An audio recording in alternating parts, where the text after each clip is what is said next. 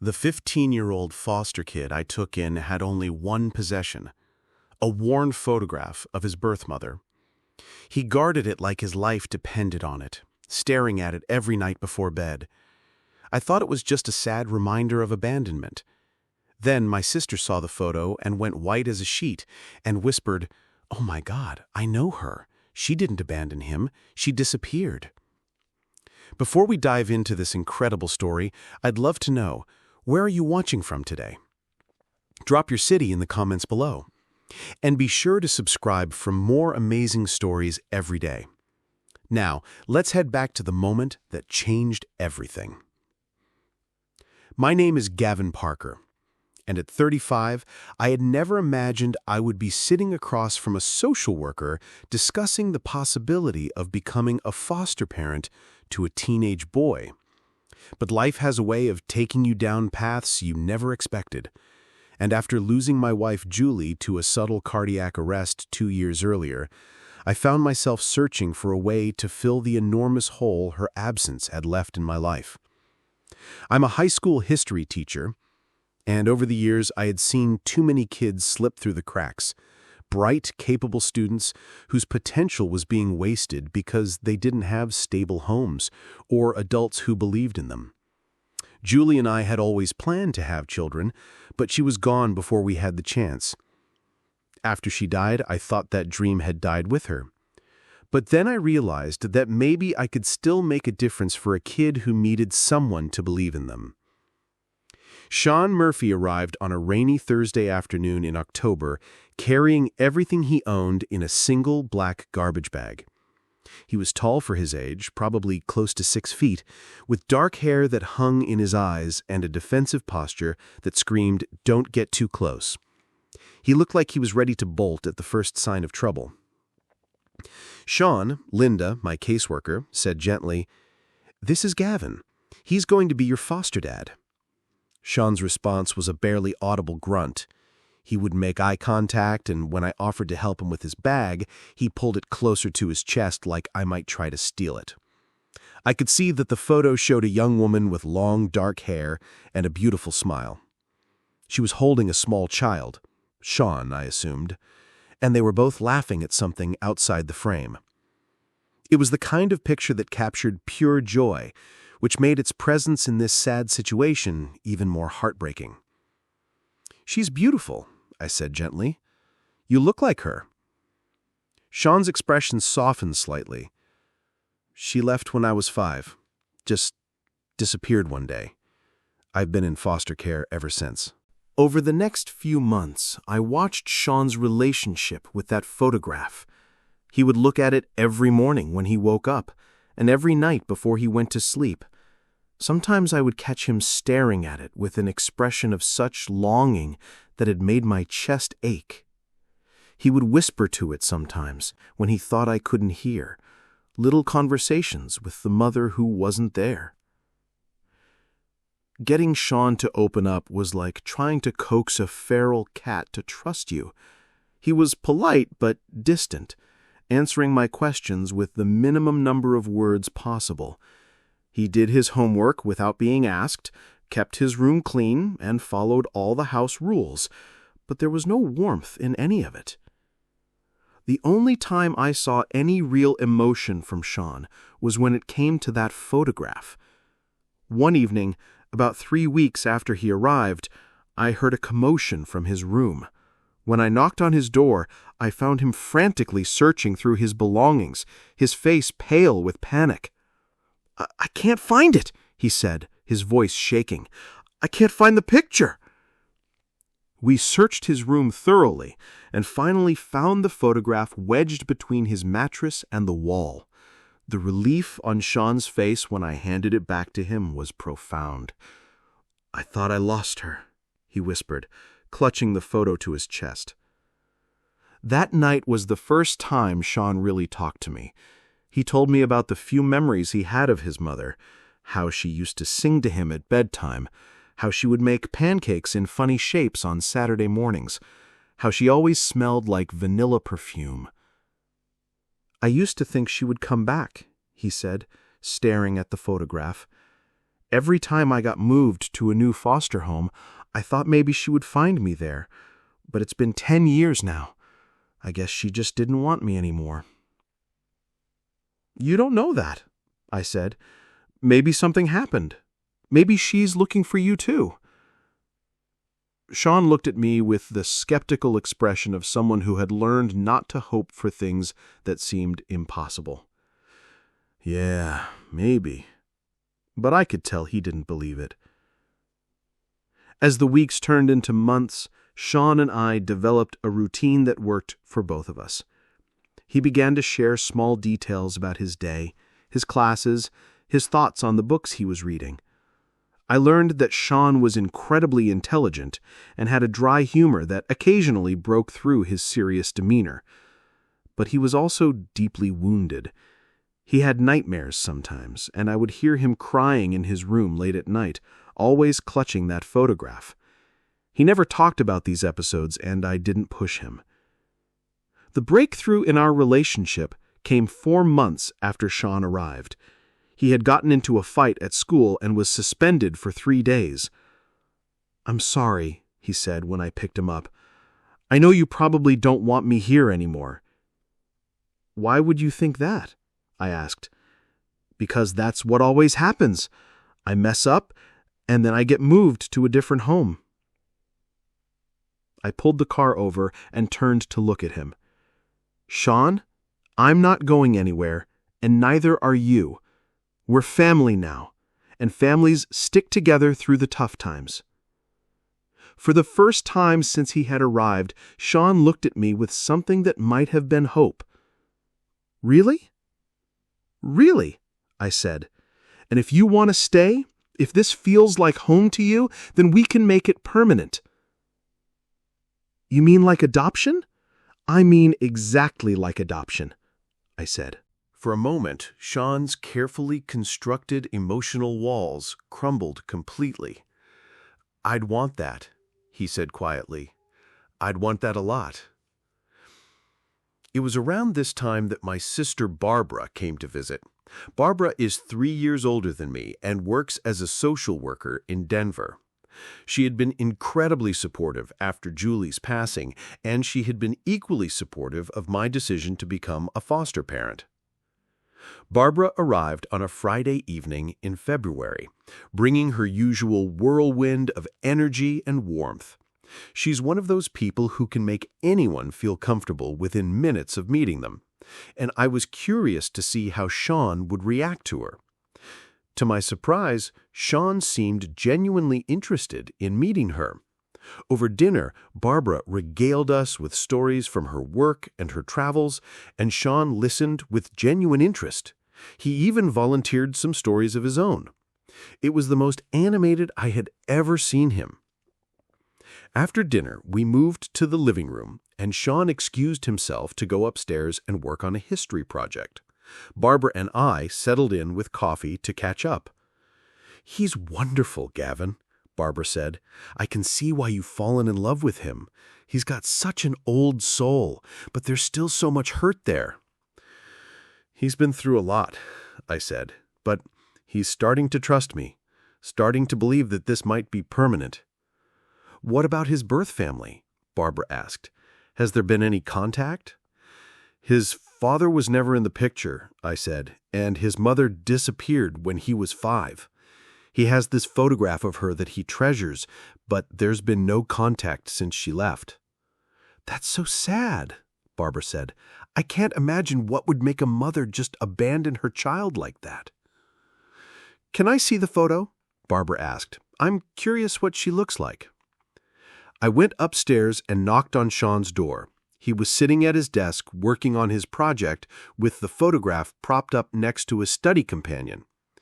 "Barbara was wondering if she could see the picture of your mom. Would that be okay?" Shawn looked protective for a moment, then nodded. "Yeah, I guess that's okay." He handed me the photograph carefully, and I carried it downstairs to where Barbara was waiting. "Here she is," I said, handing Barbara the worn picture. "Shawn's mom." Barbara took the photograph and looked at it casually at first, then more intently. I watched as her expression changed from mild curiosity to confusion, to something that looked like shock. The color drained from her face completely. Her hands started trembling as she stared at the photograph. "Oh my God, Gavin," she whispered, her voice barely audible. "Oh my God, Gavin." "What?" I asked, alarmed by her reaction. "What is it?" Barbara looked up at me with wide, frightened eyes. "I know her," she said, her voice shaking. "This is Lisa Brennan.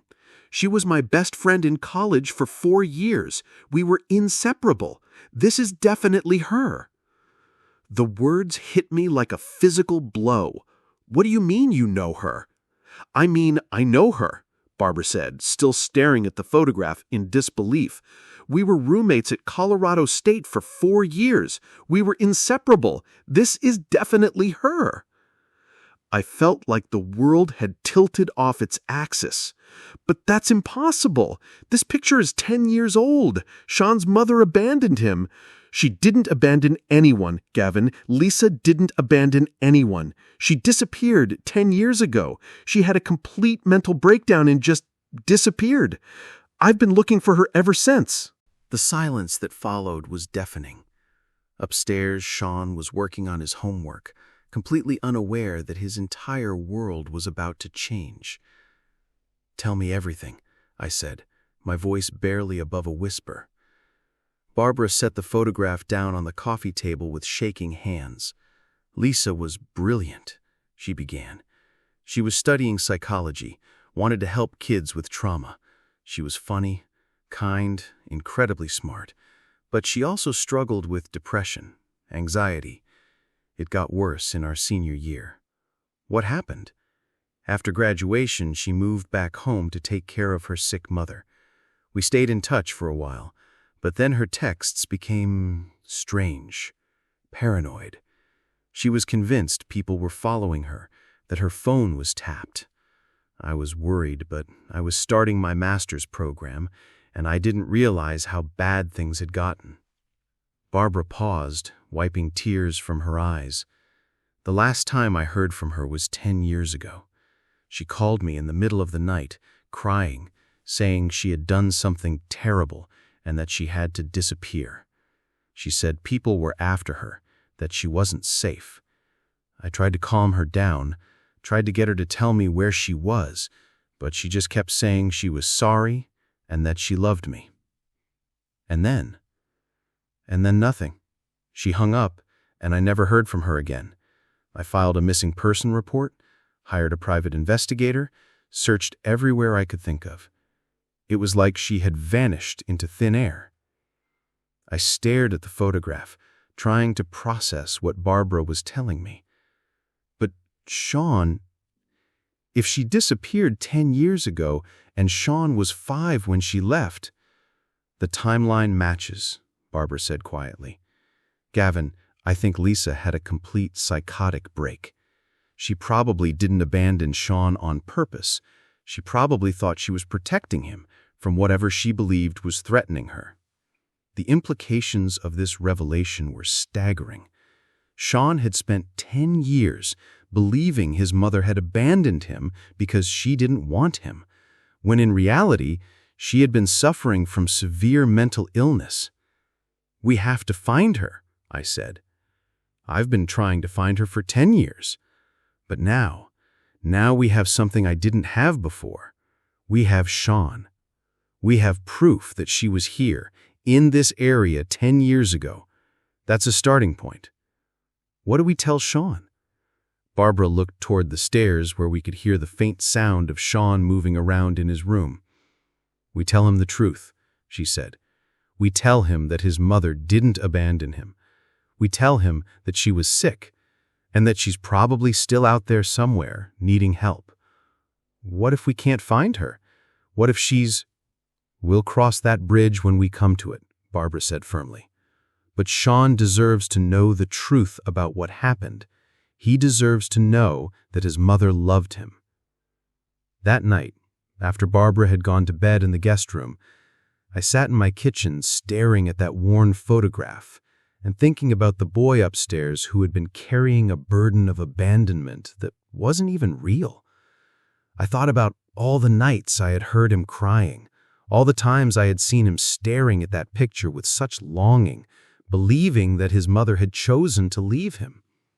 The next morning, I made the decision to tell Shawn what we had discovered. I found him in the kitchen, eating cereal and reading a book for English class. "Shawn, I need to talk to you about something important." He looked up from his book, immediately alert to the serious tone in my voice. "What's wrong? Am I in trouble?" "No, you're not in trouble. It's about your mother. About the photograph." Shawn's entire body went rigid. "What about it?" "Barbara recognized her," I said gently. "Your mother. She knew her in college." Shawn stared at me for a long moment, as if he couldn't quite process what I was saying. "She knew my mom?" "Yes, and Shawn, there's something you need to know. Your mother didn't abandon you. She disappeared because she was very sick. She had a mental illness that made her believe she was in danger." I watched as a dozen different emotions crossed Shawn's face: confusion, hope, disbelief, anger. "You're lying," he said finally. "She left me. She didn't want me anymore." "That's not true," I said firmly. "Barbara told me about your mother. She was kind, intelligent, and she loved helping children. She would never have left you unless she thought she had to protect you." Shawn was crying now, tears streaming down his face. "But she's been gone for 10 years. If she didn't want to leave me, why hasn't she come back?" "Because she's still sick," I said gently, "and she probably doesn't know how to find you. But Shawn, we're going to look for her. Barbara and we're going to do everything we can to find your mother." "What if she doesn't remember me?" Shawn whispered as we looked through some old records Barbara had found. "She'll remember you," I said. "Mothers don't forget their children, even when they're sick." "What if she's different? What if the sickness changed her?" "Then we'll love her anyway, and we'll help her get the treatment she needs." The breakthrough came 5 weeks into our search. Barbara had been working with a social worker friend who specialized in tracking missing persons with mental illness. They had found a woman named Lisa Brennan who had been living in a supervised group home for women with chronic mental illness about 3 hours away in a small town called Cedar Falls. "She's been there for 2 years, Barbara told me over the phone, her voice shaking with excitement and nervousness. "The description matches, and, Gavin, she's been asking about a little boy named Shawn. The staff thought it was a delusion, but now we know it wasn't," I finished. That evening, I sat Shawn down to tell him what we had found. He listened in complete silence as I explained about the group home, about his mother asking about him, about the possibility that we had actually found her. "She's been looking for me too?" he asked, his voice barely above a whisper. "It sounds like it," I said. "Shawn, we need to be prepared. Your mother has been very sick for a long time. She might not be the same person you remember from when you were 5. "I don't care," Shawn said fiercely. "I just want to see her. I want to know she's okay." Barbara and I spent the next week making arrangements. We spoke with the director of the group home, a kind woman named Dr. Patricia Wells, who explained Lisa's condition and what we could expect. Lisa has been diagnosed with severe postpartum depression that evolved into psychotic episodes, Dr. Wells explained during our phone conversation. She's been stable on medication for the past year, but she still experiences some paranoid episodes. She talks about her son constantly, but we weren't sure if he was real or part of her delusions. "He's real," I said, "and he's been looking for her too." This is incredible," Dr. Wells said.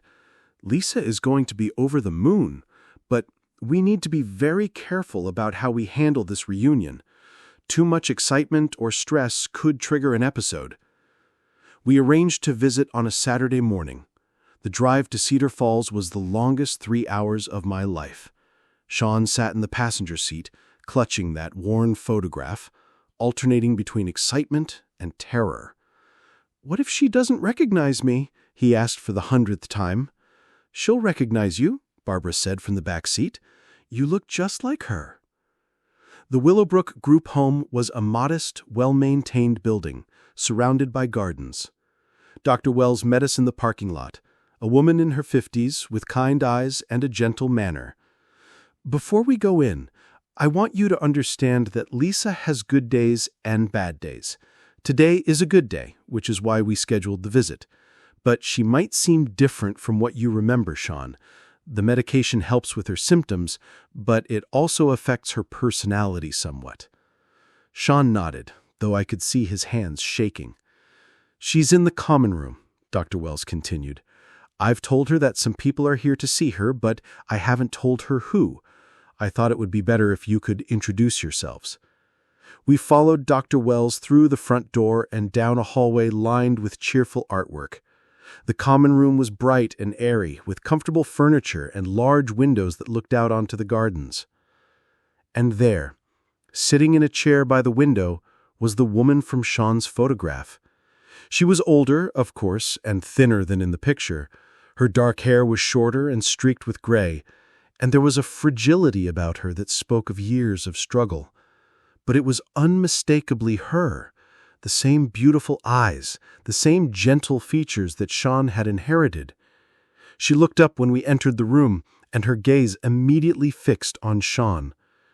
For a moment, she just stared, as if she couldn't quite believe what she was seeing. "Shawn, my Shawn, is that really you?" Shawn couldn't speak. He just stood there, tears streaming down his face, clutching the photograph to his chest. "Oh my God," Lisa said, rising from her chair on unsteady legs. "Oh my God, you're so big. You're so grown up. I've missed you so much, baby. I've missed you every single day." She moved toward him slowly, as if she was afraid he might disappear if she moved too quickly. When she reached him, she raised a shaking hand to touch his face. "You're real," she whispered. "You're really here." "Mom," Shawn said, and the word came out like a sob. "I thought you didn't want me anymore." "Oh, sweetheart," Lisa said, pulling him into her arms. "I never stopped wanting you. I never stopped loving you. I got so sick, baby. I got so confused and scared, and I thought I was protecting you by staying away." They held each other and cried, and I had to wipe tears from my own eyes as I watched this reunion that had been 10 years in the making. "I kept your picture," Shawn said, showing her the worn photograph. "I looked at it every day." Lisa took the picture with trembling hands, staring at it as if it was the most precious thing in the world. "I remember this day," she said.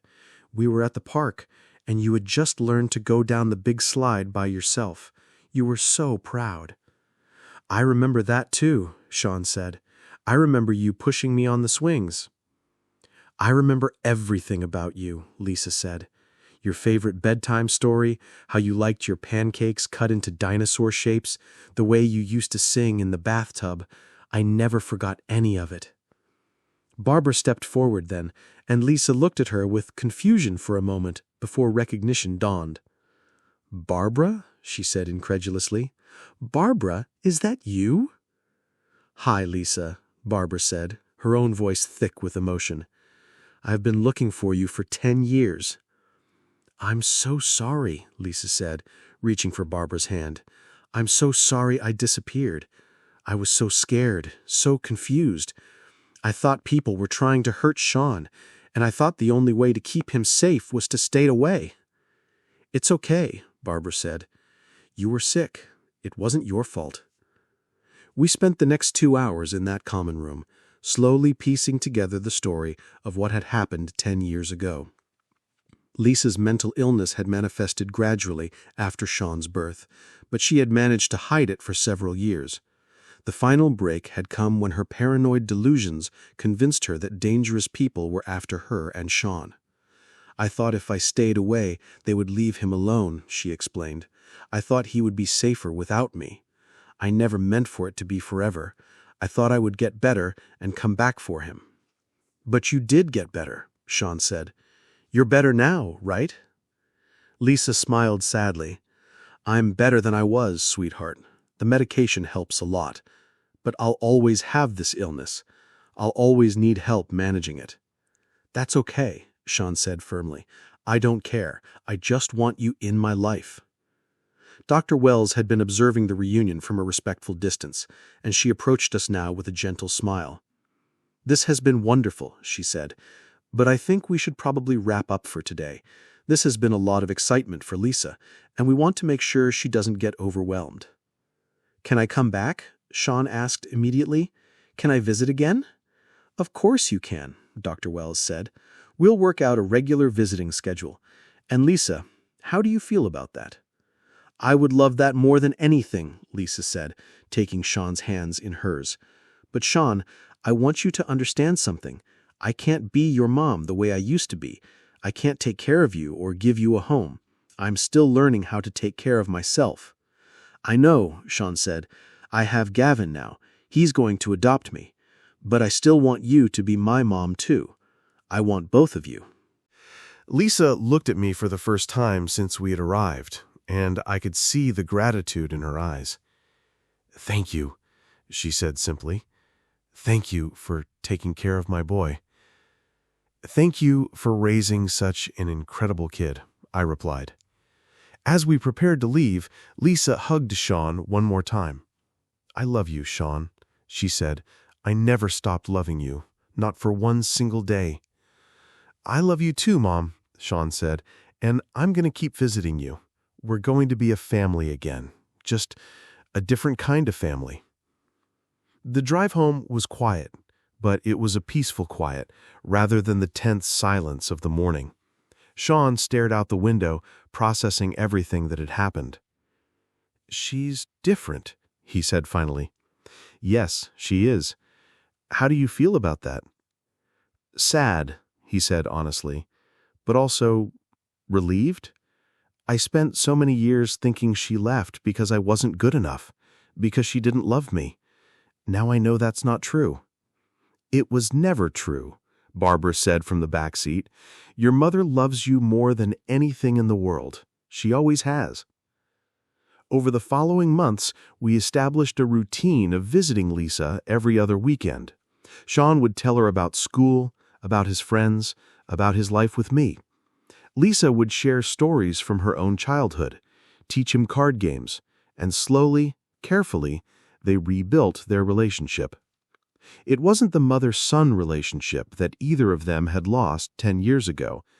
Lisa couldn't be the primary parent Shawn needed, and Shawn had to accept that his mother would always struggle with her illness.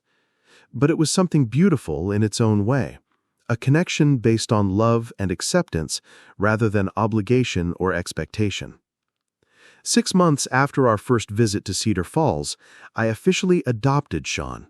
Lisa was there for the court hearing, having been granted permission to leave the group home for the day. She sat in the front row, crying happy tears as the judge made our family legal. "I'm so proud of you both," she told us afterwards. "Shawn, you have found yourself an amazing father. And Gavin, thank you for giving my son the life I couldn't give him. We're all family now, all of us. You, me, Shawn, Barbara, we're going to take care of each other." A year later, Lisa had progressed enough in her treatment to move into a supervised apartment program. She couldn't live independently, but she had more freedom and privacy. Shawn helped her decorate her new place, and she kept that worn photograph of the two of them on her nightstand, just like Shawn had done for so many years. "You know what's funny?" Shawn said to me one evening as we drove home from one of our visits. "I used to think that photograph was all I had left of her, but it turns out it was just the beginning." "What do you mean?" "I mean, I spent so many years staring at that picture, trying to remember what it felt like to be loved by her. But now I know. Now I get to feel it again every time I see her." As I write this, Shawn is 17 years old and thriving. He's an honor student, he's made friends, and he's even started dating a girl from his chemistry class. He still visits his mother regularly, and their relationship continues to grow and evolve. Lisa will always struggle with her mental illness, and there are still difficult days when her symptoms flare up, but she's surrounded by people who love her and understand her condition. She has her son back in her life, she has Barbara's friendship, and she has the support of a treatment team that truly cares about her well-being. Barbara often says that finding Lisa was like solving a puzzle that had been missing pieces for 10 years. But I think it was more than that. It was about understanding that families come in all shapes and sizes, and that love can survive even the most devastating circumstances. Shawn's story began with abandonment and loss, but it became a story about connection and healing. He learned that his mother's disappearance wasn't about him not being worthy of love. It was about illness, fear, and a mother's misguided attempt to protect her child. And I learned that sometimes the most broken families can become the strongest ones because they're built on choice rather than obligation, on understanding rather than expectation, and on the radical belief that everyone deserves to be loved and to belong somewhere. The worn photograph that Shawn treasured for so many years still sits on his nightstand, but now it's surrounded by new pictures, photos of our family dinners, of Lisa's birthday parties, of graduations and holidays, and ordinary moments that have become extraordinary because we're sharing them together. We didn't just find Shawn's missing mother, we found each other. And in doing so, we created something beautiful from something that had been broken for far too long. What an absolutely incredible story about the power of love to heal even the deepest wounds. Shawn's journey from believing he was abandoned to discovering the truth about his mother's illness shows us that sometimes the most painful mysteries have the most beautiful solutions. What do you think about the way this family came together despite such difficult circumstances? Have you ever discovered that a painful situation had a completely different explanation? Let us know your thoughts in the comments below. If you were moved by this powerful story of family, mental health, and second chances, please show your support by hitting that like button and be sure to subscribe for more incredible stories every day. Don't forget to click the notification bell so you never miss an upload. Thanks for watching, and we'll see you in the next one.